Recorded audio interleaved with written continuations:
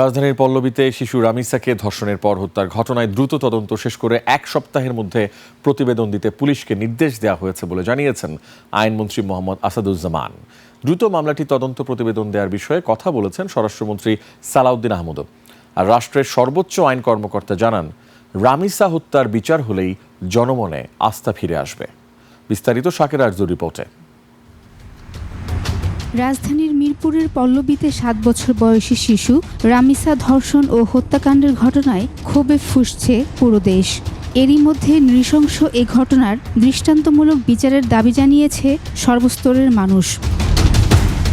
এমন পরিস্থিতিতে বৃহস্পতিবারের সরকারের আইনমন্ত্রী, স্বরাষ্ট্রমন্ত্রী ও অ্যাটর্নি জেনারেল নিজ নিজ কার্যালয়ে সাংবাদিকদের শিশু রামিসা হত্যাকাণ্ডের দ্রুত বিচারের বিষয়ে প্রশ্নের জবাব দেন। বিচার প্রক্রিয়াটাকে সামনের দিকে দ্রুত সম্পন্ন করার জন্য যা কিছু করা সম্ভব আমরা সবটুকুই করব।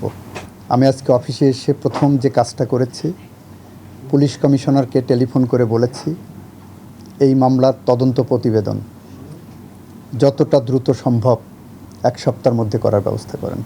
মাগুরার আসিয়া এবং ঢাকার রামিসার ঘটনা মানুষ হিসেবে মনুষ্যত্বকে প্রশ্নবিদ্ধ করে বলে মন্তব্য করেছেন আইনমন্ত্রী।